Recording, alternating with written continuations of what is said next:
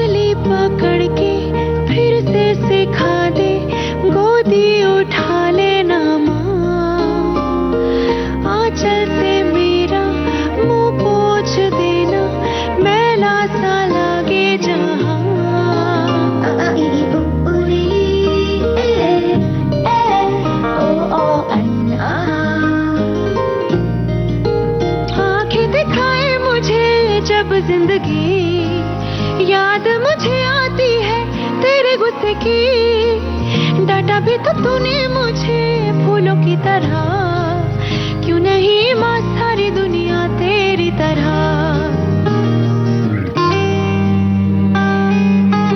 अनुष्का पूरे रास्ते कार की खिड़की से बाहर देखती रही।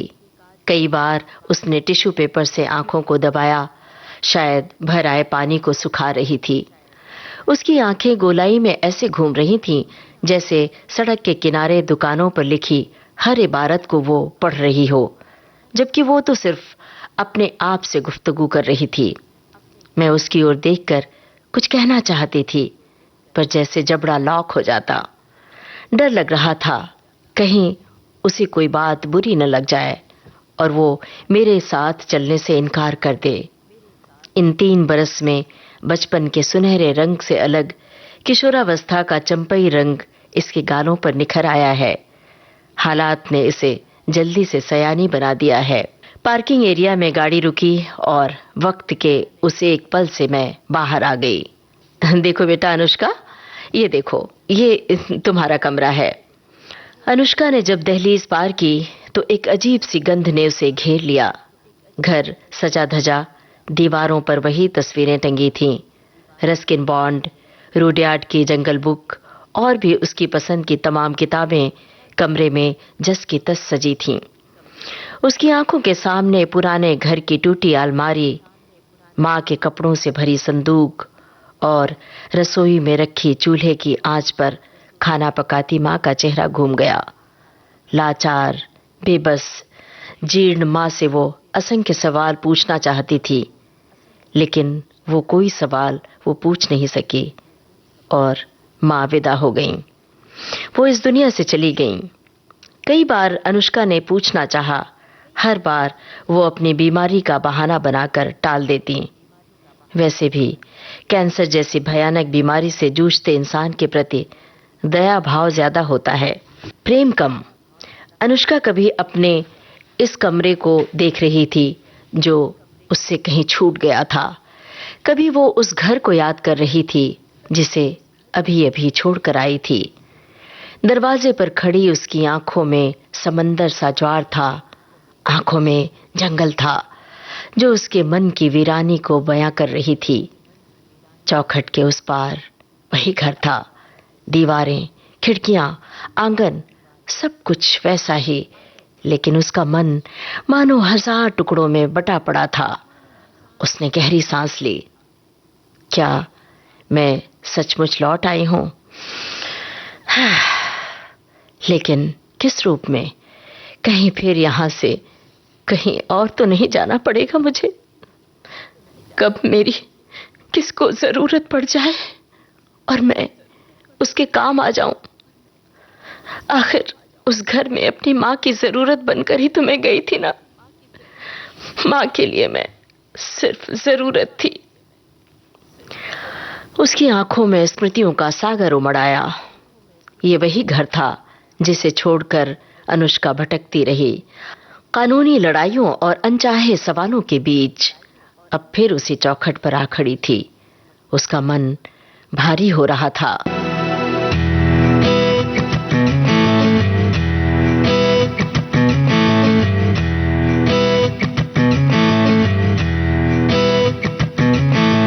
खोलो खोलो दरवाजे पर्दे करो किनारे, खूंटे से बंदी है हवा मिल के छुड़ाओ सारे।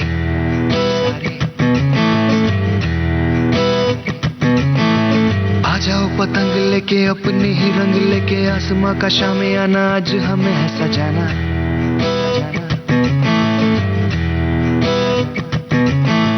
क्यों इस कदर हैरान तू, मौसम का है मेहमान तू। ओ दुनिया सजी तेरे लिए,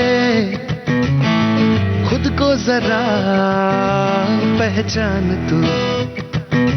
तू धूप है झम से बिखर, तू है नदी ओ बेखबर, बह चल कहीं उड़ चल कहीं, दिल खुश जहां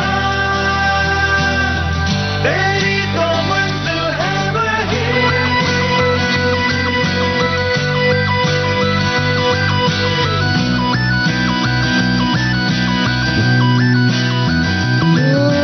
क्यों इस कदर हैरान तू,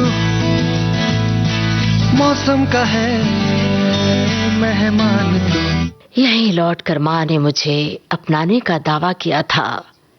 वही माँ जब चाहा छोड़ दिया, जब चाहा अपना लिया। किसी ने मेरे भीतर की ज्वाला को जानने की कोशिश ही नहीं की कि मेरे जज्बात का फैसला हर बार कानून करेगा। मैं कहां रहूंगी, कैसे रहूंगी, कितने दिन रहूंगी,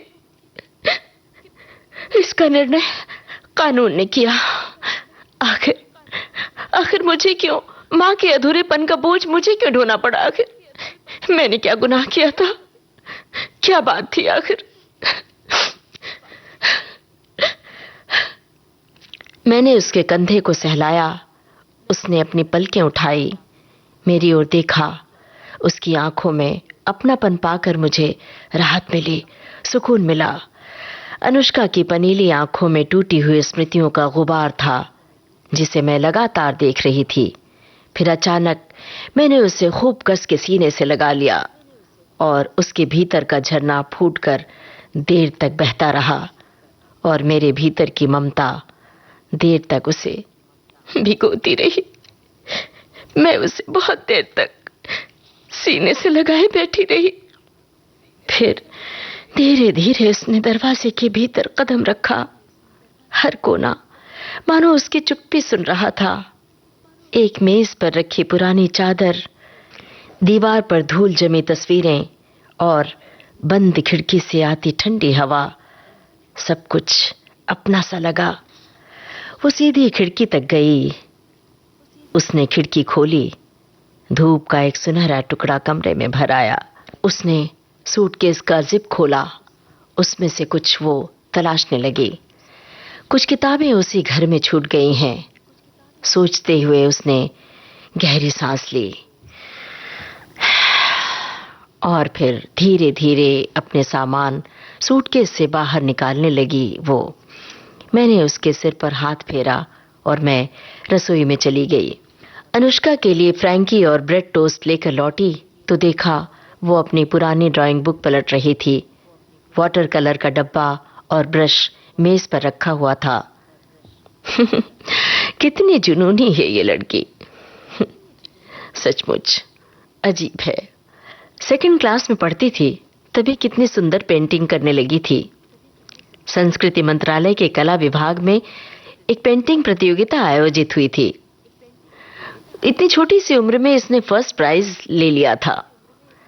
जिंदगी का वो सबसे खुशगवार लम्हा था जब गोद में बैठी अनुष्का ने मुस्कुराते हुए अपने नरम हाथों का घेरा मेरे गले में डाल दिया था। उसे जब पहली बार घर लेकर आए थे तो घर पहुंचकर एक छोटी सी पार्टी दी थी हमने। और बस उसकी सारी थकान, कानूनी झंझट, समाज के ताने सब गायब हो गए थे। कितना सुनहरा समय था वो, आंखों के सामने जैसे अभी ठहर गया है। तू कितनी अच्छी है, तू कितनी भोली है, प्यारी प्यारी है।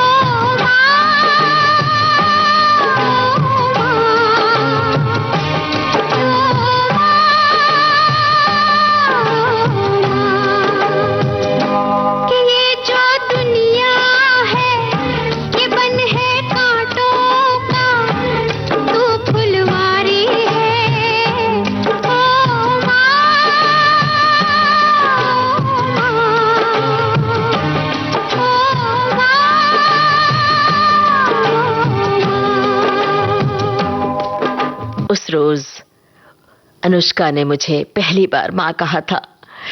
तब जैसे घर में फूलों की बरसात हुई हो। वो पैदाइशी ही उम्र से 2 कदम आगे थी। अनुष्का की ड्राइंग बुक मैंने अपने हाथ में ले ली और पलटने लगी। एक पन्ने पर मेरी निगाह अटक गई। आंखों के सामने कागज का वो पन्ना याद आ गया जिस पर मैंने हस्ताक्षर किया था। सर्दी की सियाह रात थी। मैं और नीरव किसी शादी में जा रहे थे। हम जंगल से गुजर रहे थे। यूं कि जंगली जानवरों के डर से हम जंगल को जल्द ही पार कर लेना चाह रहे थे। नीरव गाड़ी बहुत फास्ट चला रहे थे। ठंडी और कुदरती हवा खाने की गरज से मैंने खिड़की का शीशा नीचे किया हुआ था। एसी बंद था। गहन निर्जन सन्नाटे में झींगुरों की तेज आवाज के बीच अचानक झाड़ियों से आती रोने की पतली सी आवाज ने गाड़ी में ब्रेक लगा दिया और हम बड़े निर्भीक हो गए थे उस समय। रात के इस बीहड़ सन्नाटे में कराह भरी महीन महीन रोने की आवाज समझने में खासी परेशानी हो रही थी कि किसी इंसानी बच्चे की कराह है या कोई जंगली जानवर का बच्चा है या कोई छोटा मेमना जो बिल्कुल नवजात शिशु जैसा है। हम सड़क से थोड़ी दूर पेड़ों के झुरमुटों के बीच पहुंच गए थे। सामने कुछ सूखी डालियां पड़ी थीं, जिन्हें हटाया तो कंबल और सफेद कपड़ा जैसे कुछ दिखाई दिया। हम और नजदीक गए, उस आकृति के और करीब गए और करीब गए। अरे, ये तो किसी बच्चे की रोने की आवाज लग रही है। नीरव, ऐसा लग रहा है कोई बच्चा है। ये कपड़े में लिपटा कोई बच्चा लग रहा है, नवजात शिशु। ओह! हमने फौरन गाड़ी से टॉर्च निकाला और ओस में नहाए पेड़ों पर हम रोशनी फेंकने लगे इधर उधर। तभी टॉर्च जब उस झाड़ी पर पड़ी जहां कंबल और सफेद कपड़ा जैसा कुछ दिखाई दिया, उस पेड़ के नीचे नजदीक गए तो देखा कपड़े में लिपटी नवजात बच्ची कांप रही थी। उसका रोना अनवरत जारी था। मेरा तो कलेजा जैसे मुंह को आ गया था। सवालों का समुद्र जैसे मेरे भीतर समाकर पूरे जंगल को पानी पानी कर देगा। हमने उस नवजात शिशु को उठाया और इधर उधर देखा। फिर मैं सोचने लगी, आखिर समाज ने ऐसा कौन सा वितान रचा है जिसके चलते ये नवजात शिशु अभिशप्त कर दी गई है। ऐसा कौन सा प्रश्न रहा होगा जिसके तहत इसकी मां ने यहां उठाकर इस प्यारी बच्ची को फेंक दिया। उस मां का कलेजा कांपा नहीं होगा। हम संभल संभल के और डरते हुए उस बच्ची के नजदीक पहुंचे। हाथों में ग्लव्स पहने नीरव ने उसे झुककर उठाया और मेरी गोद में डाल दिया। उस बच्ची का स्पर्श पाते ही मैंने अपने पेट में 9 महीने का उभार सा महसूस किया। मेरी छाती में जैसे दूध उतर आया था। मैं ममता से भर गई थी। ऐसा लगा मैं मां बन गई हूं। सुनो, इस बच्ची को ना ऊपर वाले ने हमारी गोद भरने के लिए इन झाड़ियों में भेज दिया है। किस्मत की किताब का एक नया पन्ना लिखा जाने वाला था। कहते हुए मैंने अपना सिर नीरव के कंधे पर टिका दिया था। मेरी गोद की गर्माहट पाकर वो बच्ची थोड़ी देर के लिए जैसे चुप हो गई थी। फिर थोड़ी ही देर में उसके रोने का सुर और ज्यादा ऊंचा हो गया था। उसकी धड़कनों की रफ्तार बहुत तेज थी। समझ में नहीं आ रहा था उस नन्ही जान को पानी पिलाना ठीक होगा या नहीं। कितने दिन की बच्ची है ये भी स्पष्ट नहीं हो पा रहा था।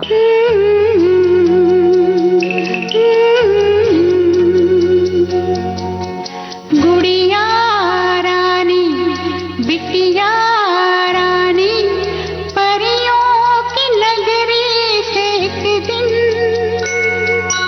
राजकुंवर जी आएंगे, महलों में ले जाएंगे। गुड़िया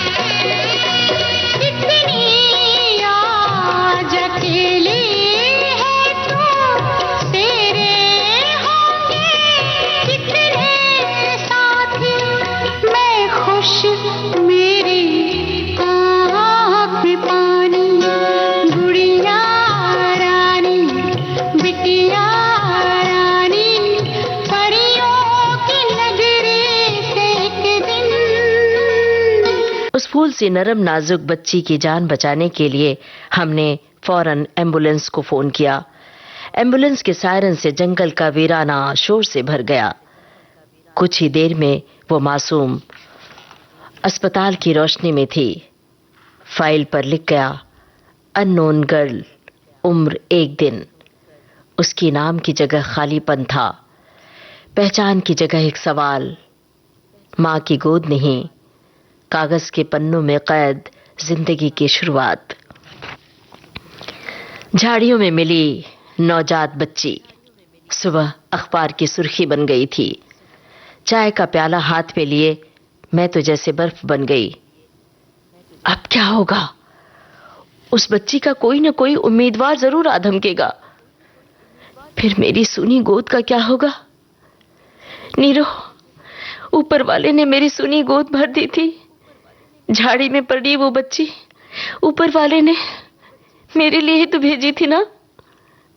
नीरो, ये बच्ची तो अपने लिए जंगल में कोई छोड़ गया था। चलो चलो जल्दी चलते हैं अस्पताल, वरना कोई भी उस बच्ची को अपना उम्मीदवार बताकर उठा ले जाएगा। चलो चलो जल्दी चलते हैं। देखा है ना, यहाँ तो हर चीज का व्यापार होता है। वाक्य पूरा होते तक मेरी आवाज कांप गई थी, दिल कलप गया था, जैसे उस नन्ही जान से मेरा बरसों का नाता हो। क्या वो खिलौना है जो अस्पताल से कोई उठा ले जाएगा? अरे वैसे हमने अडॉप्शन के लिए आवेदन तो पहले ही कर रखा है। ये कागजी कार्रवाई होगी और वो बच्चे हमें मिल जाएगी। नीरो ने मुझे दिलासा दी थी। अस्पताल की खिड़की से अंदर झांकते ही मेरे कदम जैसे रुक गए थे। नन्ही सी देह, नींद में सिकुड़ा हुआ चेहरा, वो जैसे कोई अधूरी कविता लग रही थी। मेरा आंचल एक बार फिर ममता से भर गया। ऐसा लग रहा था एक बार फिर मेरी छाती में दूध उतर आया हो। नीरो, यही हमारी बेटी है, यही है हमारी बेटी। मेरी आवाज कांप रही थी, लेकिन आंखों में अविश्वास के बादल थे। नीरो ने धीरे से मेरा हाथ थामा, पर उनके भीतर भी वही प्रश्न उमड़ा, क्या सचमुच बच्ची हमें मिलेगी? कहीं कानूनी झंझट में उलझकर इसकी उंगली हमसे छूट न जाए। सपना जैसे पास खड़ा था, लेकिन छूते ही ओझल हो जाने का डर मेरे साथ था। बच्ची को घर लाना इतना आसान नहीं था। चाइल्ड वेलफेयर कमेटी, अदालत, कागजात, पूछताछ, हर जगह शक की नजरें थीं। तो क्या आप बांझ हैं? क्यों चाहते हैं बच्चा? क्या गारंटी है कि आप उसका भविष्य बिगाड़ेंगे नहीं? आप सही तरीके से इस बच्चे को माता पिता का प्रेम दे पाएंगे?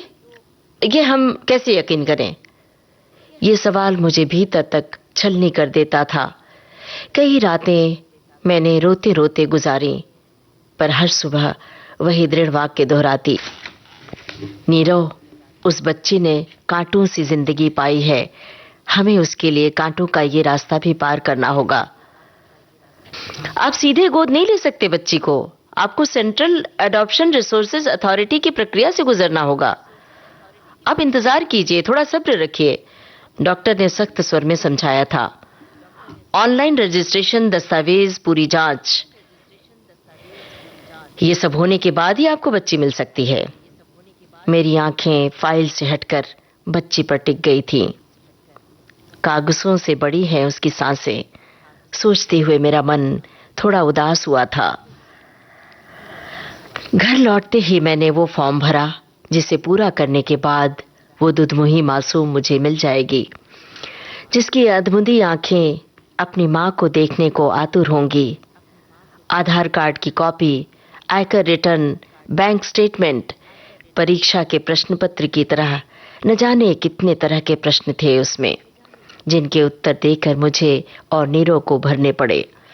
वो फॉर्म, प्रत्येक कॉलम भरते हुए मुझे लगता जैसे कोई अदृश्य दीवार खड़ी हो गई हो और मैं दीवार पार कर रही हूं। हर दस्तावेज पर कलम चलाते हुए आंखों के सामने उस प्यारी बच्ची का चेहरा आ जाता, उसकी निरीह आंखें, नन्ही नरम हथेलियां, उसकी निर्बल सांसें, उसकी अकेली पहचान। कल तक जो मेरे लिए कोई नहीं थी, आज वो मेरे दिल की धड़कन बन गई। मेरी सांस, मेरी दुनिया है वो बच्ची। मेरे जिगर का टुकड़ा बन गई थी। क्या मां बनने के लिए इतना सारा हिसाब किताब करना जरूरी है? मां बनने के लिए इन सारे हिसाब का जवाब देना जरूरी है? मैं खुद से ही सवाल कर रही थी।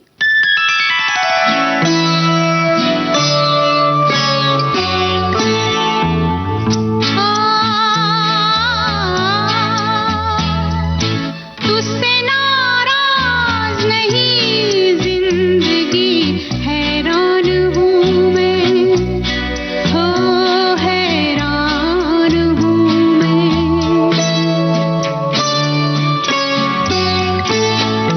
तेरे मासूम सवालों से परेशान हूँ मैं, हो परेशान हूँ मैं। तुझसे नाराज नहीं जिंदगी, हैरान हूँ मैं, हो हैरान हूँ मैं।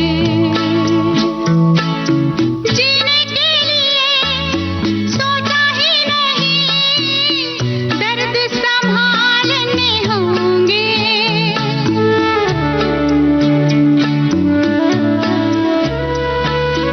जीने के लिए सोचा ही नहीं, दर्द संभालने होंगे।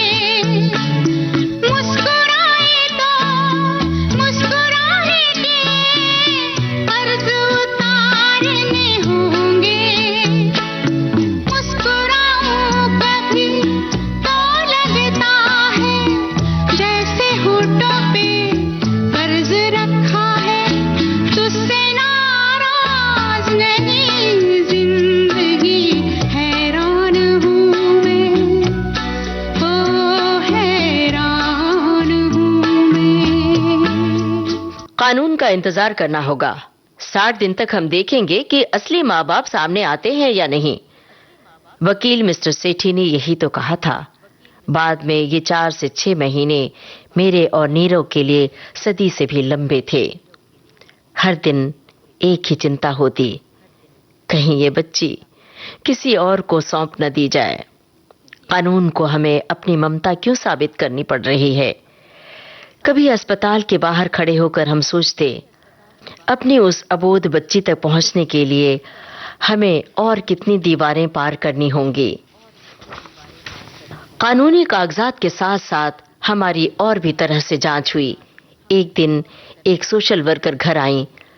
उन्होंने एक एक करके सब देखा, रसोई, कमरा और वो झूला जिसे मैंने पहले ही सजा रखा था। एक जासूस की तरह उन्होंने मेरे घर का मुआयना किया। अगर बच्ची अपनी असली माँ बाप के बारे में पूछेगी तो आप क्या बताएंगे? उनके ये सवाल मुझे बहुत परेशान कर रहे थे, बेहद चुभने वाले थे ये सवाल। हम उन्हें सच बताएंगे, लेकिन ये भी कि माँ बाप वही होते हैं जो बच्चे को अपनाते हैं, जो बच्चे का पालन पोषण करते हैं। वो माँ बाप नहीं होते हैं जो पैदा करके झाड़ी में फेंक देते हैं। नीरव ने दृढ़ स्वर में कहा था। फिर पुलिस हमारे घर आई, पड़ोसियों से सवाल जवाब किए, फिर शुरू हुआ हमारे कोर्ट के चक्कर काटना। क्या आप जानते हैं, दत्तक संतान के अधिकार असली संतान के समान ही होते हैं। तो क्या आप तैयार हैं इन सब बातों के लिए? जज ने अपनी फ्रेंच कट दाढ़ी पर हाथ फेरते हुए सख्ती से पूछा था। जज साहब, यही हमारी सबसे बड़ी चाहत है। मुझे बच्ची चाहिए, बच्ची को मां का गोद चाहिए। मेरी सूनी गोद ऊपर वाले ने भर दी है, आप ये बच्ची मुझसे मत छीनिए। लरजते स्वर में मैंने कहा था। फिर अदालत के आदेश पर अखबार में नोटिस निकाला गया। यदि किसी को इस बच्चे पर दावा करना हो तो 30 दिनों के भीतर अदालत में उपस्थित हों। महीने भर डर के साये में जीती रही मैं, कहीं कोई उस बच्ची का उम्मीदवार न प्रकट हो जाए। पर ऊपर वाले ने सुन ली। कानून की कलम हमारे हिस्से में आई। और जब कानून की कलम हमारे हिस्से में आई तो खुशी का ठिकाना नहीं रहा। मेरी आंखों से आंसू का झरना फूट पड़ा था। मैं खुश थी लेकिन मेरी आंखों की नदी रुक ही नहीं रही थी। हमारी सारी भागदौड़, सारी थकान, सारी बेचैनी उस क्षण पिघलकर एक आनंद की बूंद बन गई थी जब रूई के गुलाबी फाहे सी नरम नरम वो बच्ची मेरे गोद में आई थी। नीरो भी पिता बनकर निहाल हो गया था। घर का दरवाजा खुला, सर्दियों से सूना आंगन जैसे जीवन से भर गया हो। छोटे छोटे कपड़े टंगे, दूध की खुशबू, खिलौनों की खनक, सब में एक नई रोशनी थी। घर का हर कोना जैसे नन्ही सांसों की आहट से भर गया। झूले में ऊपर की ओर टंगी चक्री गोल गोल घूमने लगी और बच्ची की आंखें भी गोलाई में गोल गोल घूमने लगी। मैं उसे देख देख कर मुस्कुराती रही। नीरव, देखो ना, कितनी प्यारी लग रही है ये। पहली बार हंसी है ये। मुझे अपने गाल पर नमकीन पानी का ठंडक महसूस हुआ था। मेरे होठों पर जैसे किसी ने गुलाब की पंखड़ी धर दी हो। नीरव चुपचाप खड़ा देखता रहा। उसकी आंखों में नमी और चेहरे पर सुकून था, खुशी थी। उसने बच्ची की हथेली पर अपनी उंगली रखी और उस नन्ही पकड़ में उसे अपना भविष्य, अपनी विरासत, अपना पूरा वजूद महसूस हुआ। उस मासूम की एक मुस्कान, एक किलकारी जैसे उनके जीवन का सबसे मधुर संगीत बन गई थी। अगली सुबह की पहली रोशनी खिड़की से छनकर कमरे में आई। नन्ही बच्ची ने आंखें खोली और अचानक मासूम सी हंसी बिखेर दी। उसके रोने और उसकी किलकारी से पूरा घर जैसे जगमगा उठा। उस बच्ची की आवाज ही मेरी सुबह की घंटी है, मेरी पूजा की आरती है। मैंने जैसे ही अपनी उंगली उसकी ओर बढ़ाई, नन्ही बच्ची ने कसकर पकड़ ली। उस पकड़ में बड़ी ताकत थी। शाम को आंगन में झूला डाला गया। रात को बच्ची सोती तो मैं धीरे धीरे लोरी गाती। नीरव पास बैठकर मुझे और उस बच्ची को देखता रहता।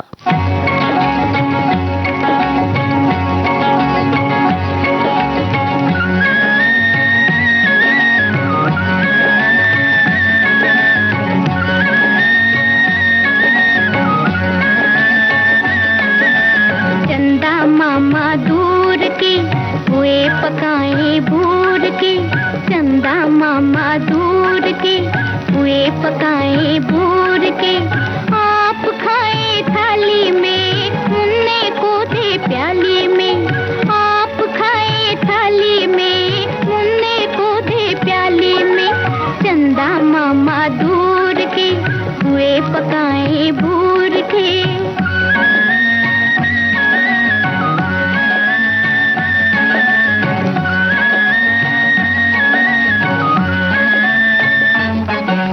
प्याली गई तो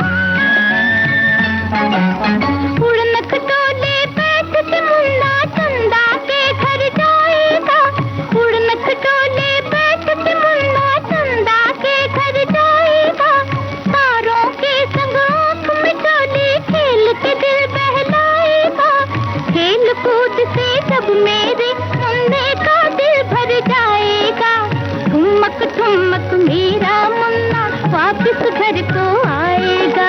चंदा मामा दूर के हुए पकाए भूर के, ओ चंदा मामा दूर के हुए पकाए भूर के। आप खाए थाली में, मुन्ने को दे प्याली में। आप खाए थाली में, मुन्ने को दे प्याली में। चंदा मामा दूर के हुए पकाए भूर के।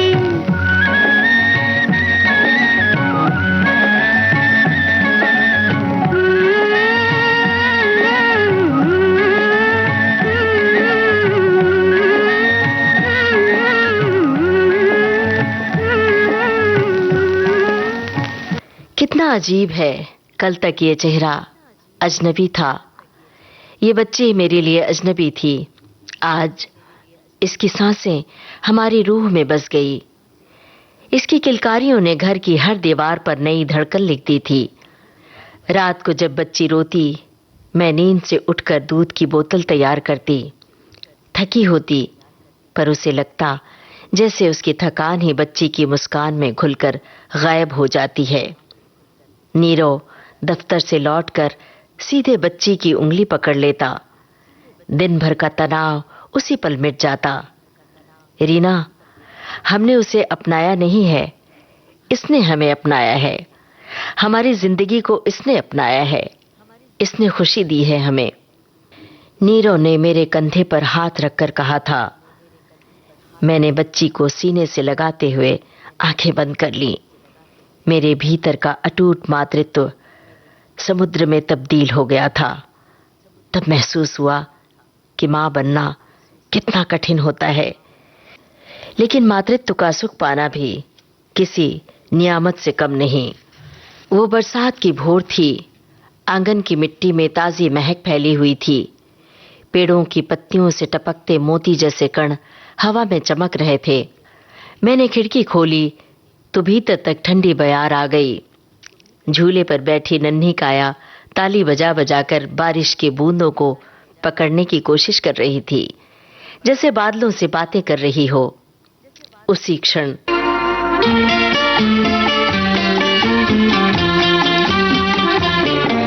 जूही की कली मेरी लाडली, नाजों की पली मेरी लाडली। ओ किरण जुग जुग तुझे, नन्ही सी परी मेरी लाडली, ओ मेरी लाडली। जूही की कली मेरी लाडली, नाजों की पली मेरी लाडली। ओ किरण जुग जुग तुझे, नन्ही सी परी मेरी लाडली, ओ मेरी लाडली। उसी समय दरवाजे पर दस्तक हुई। सामने एक कमजोर थकी हुई स्त्री खड़ी थी। उसके चेहरे पर पीड़ा थी।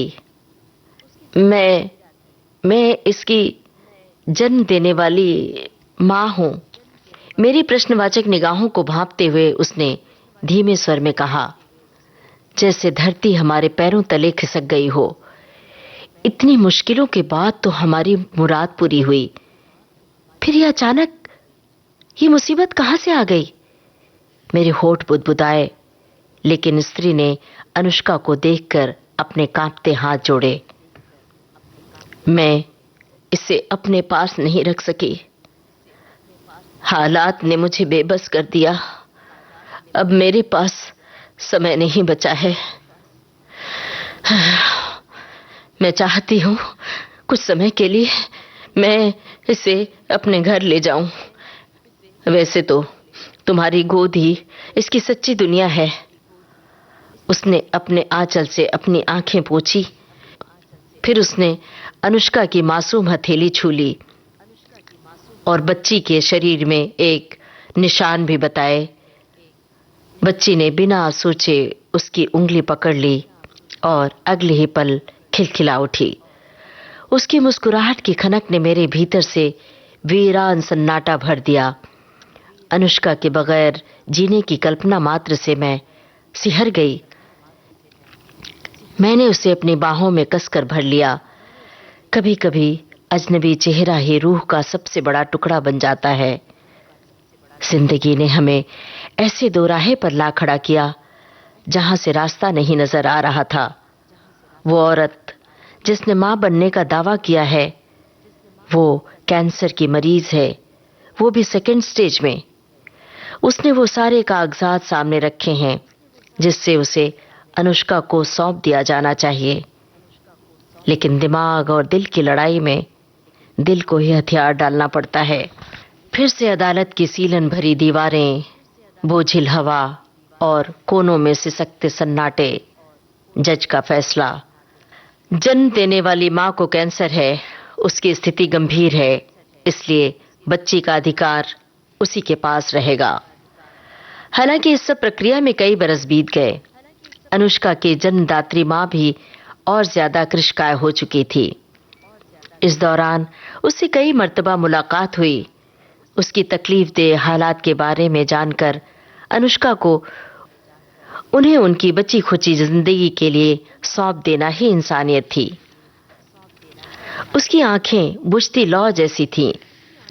वो मेरे जीवन की सबसे बोझिल रात थी। रात हौले हौले जा रही थी, लेकिन सुबह की कोई आमद नहीं नजर आ रही थी। ओस में भीगी पेड़ों की शाखें उदास हो गई थीं। अनुष्का का घर में आने का समय पता ही न चला, लेकिन उसे कुछ समय के लिए ही सही उसके जाने का लम्हा सदी बन गया था। अनुष्का बहुत बोलती थी, बहुत प्यारा बोलती थी, लेकिन उस रात जब उसे इस घर से उस घर यानी उसकी मां के पास ले जाया जा रहा था, तब वो जैसे बेजान गुड़िया में तब्दील हो गई थी। उसे तब तक पता चल चुका था कि जहां जा रही है वही उसकी असली मां है। मेरी तो वो दत्तक पुत्री है। मेरे भीतर तूफान कुलाचे मार रहा था। नीरो निर्विकार भाव से इस नियत को स्वीकार कर रहा था। मेरे कानों में सिर्फ अनुष्का की किलकारियों की गूंज रह गई। वो लम्हे जब पहली बार उसने मां पुकारा था, वो रातें जब बुखार में हमने जाकर उसके माथे पर ठंडी पट्टियां रखी थी, वो मासूम मुस्कान जो उनके जीवन का एकमात्र संगीत थी। सब कुछ जैसे पल भर में स्मृतियों की तिजोरी में रख उठे थे। अनुष्का ने मासूम निगाहों से मेरी ओर देखा। हम सब ने अपनी सुविधा अनुसार अनुष्का का घर तय कर दिया, लेकिन अनुष्का के नजरिए से किसी ने नहीं सोचा। वो अपनी मां के घर जब पहुंची तो उसके रोने का सिलसिला रुका ही नहीं। फिर जब वो रुका तो उसकी सूनी आंखें मेरा आंचल तलाशती रही। मैं उससे जब मिलने जाती मेरा आंचल पकड़ लेती, मुझे आने ही नहीं देती थी। ऐसे कसकर लिपट जाती जैसे मैं ही उसके जन्म देने वाली मां हूं। वक्त ने उसे जल्दी समझदार और बड़ा बना दिया था। उसकी सूनी आंखों में सपनों की जगह इंतजार ठिठक गया था। घर में रखे खिलौनों को हाथ न लगाती। खामोशी उसकी सदा बन गई थी। उसे जैसे हम दो परिवारों ने एक छोटी बच्ची से वस्तु बना दिया था। उसकी पीड़ा को महसूस कर मेरा दिल कचोटने लगता था।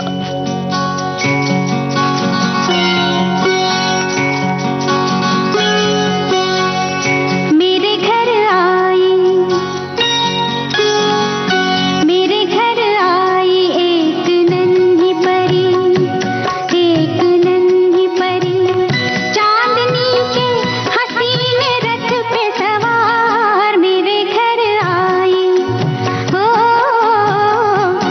घर आई एक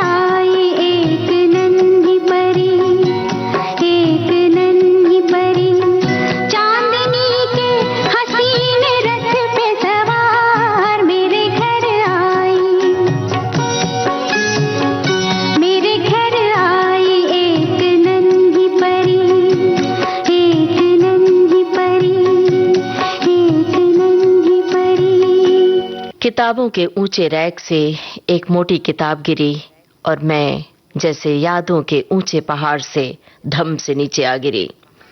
पर इस बार पहाड़ से नीचे आने पर अनुष्का जैसी प्यारी फूल मेरे सामने है। उसने दरवाजा पकड़ रखा था जैसे ये आखिरी सहारा हो। उसकी आंखें कह रही थीं, माँ, तुमने मुझे झाड़ी से उठाया था, पर क्या सचमुच माँ की जगह भर सकोगी? अनुष्का, अनुष्का, उस दिन तुम झाड़ी में मिली थी, अकेली और डरी हुई। मैंने तब तुमसे एक वादा किया था, तुम्हें मैं कभी अकेला नहीं छोड़ूंगी, और मैं उस वादे को हमेशा निभाती रहूंगी। कहते हुए मैंने उसे अपने सीने से लगा लिया। अनुष्का के होंठ कांपे। याद आया कि उस दिन उसने पहली बार किसी अनजानी बाहों में अपने दर्द को ढक लिया था। उस औरत की छाती पर सिर रखकर रोई थी और फिर अब वही छाती फिर से उसके लिए स्तंभ थी। धीरे धीरे अनुष्का की उंगलियां चौखट से ढीली हो गईं। उस पल दोनों के बीच एक पुल बन गया, बीते हुए दर्द और आने वाली उम्मीद के बीच का पुल। घर के भीतर हल्की सी रोशनी बिखरी हुई थी। शाम की धूप खिड़की से छनकर कमरे में उतर रही थी, मानो वर्षों से बंद पड़े सन्नाटे को सहलाने आई हो। दीवारों पर समय की धूल थी, पर उस धूल में भी ममता की डोर थी। अनुष्का धीरे धीरे कमरे में चली आई। उसकी उंगलियां दीवार से छू गईं, जहां पहले मां ने तस्वीर टांगी थी। तस्वीर अब वहां नहीं थी, सिर्फ कील बाकी थी। वो कील मानो उसकी अपनी जिंदगी का प्रतीक थी। अधूरा, खाली, इंतजार करता हुआ कील। उसकी आंखें भर आईं, पर ये आंसू मातृत्व की कमी के नहीं थे, बल्कि अपनी यात्रा की थकान के थे। उसने अपनी मां की तस्वीर पर माला पहनाते हुए धीमे स्वर में कहा, मां, तुमने मुझे जन्म दिया और छोड़ दिया, फिर लौटकर मुझे पाया और खो दिया। लेकिन मैं अब तुम्हारी अधूरी छाया में नहीं रहना चाहती।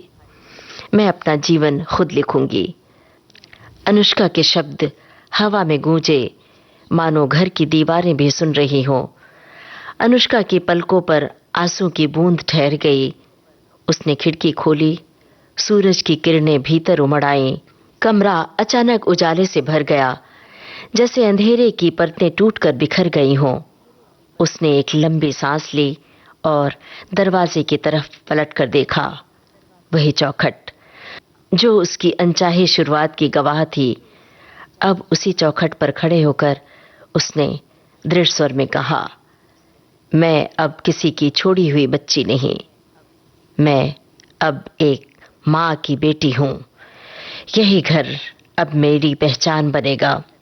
अब मैं इस घर से कहीं और नहीं जाऊंगी। अनुष्का की आंखों में उदासी की धूसर बादल की बजाय पहली बार इंद्रधनुष चमका था, एक नई शुरुआत का। उस पल मानो वर्षों की वेदना धूप की तरह पिघल गई। बाहर आकाश में ढलता सूरज सुनहरी छटा बिखेर रहा था।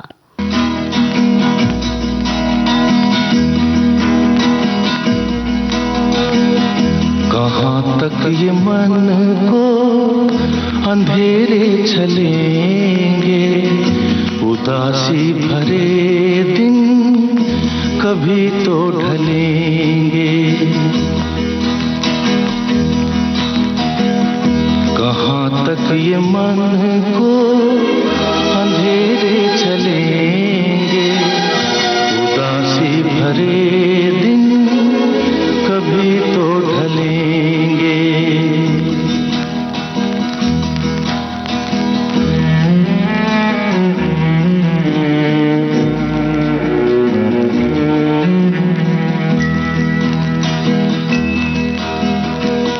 कभी सुख कभी दुख, यही जिंदगी है।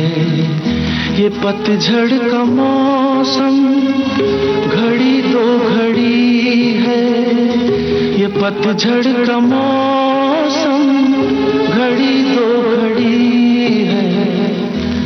नए फूल कल फिर डगर में खिलेंगे, उदासी भरे दिन कभी तो ढलेंगे।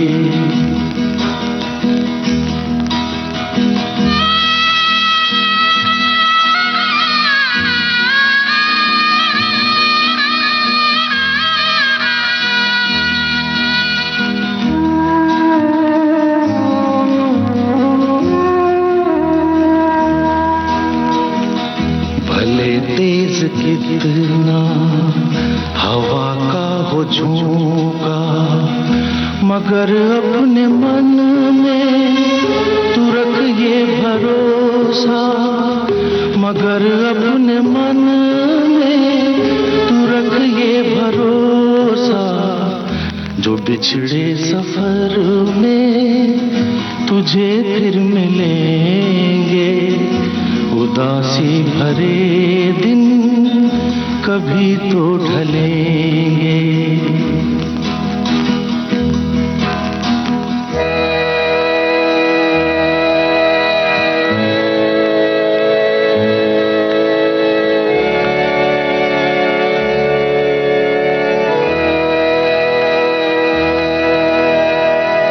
कहे कोई कुछ भी मगर सच यही है, लहर प्यार की जो कहीं उठ रही है, लहर प्यार की जो कहीं उठ रही है, उसे एक दिन तो किनारे मिलेंगे, उदासी भरे दिन कभी तो ढलेंगे।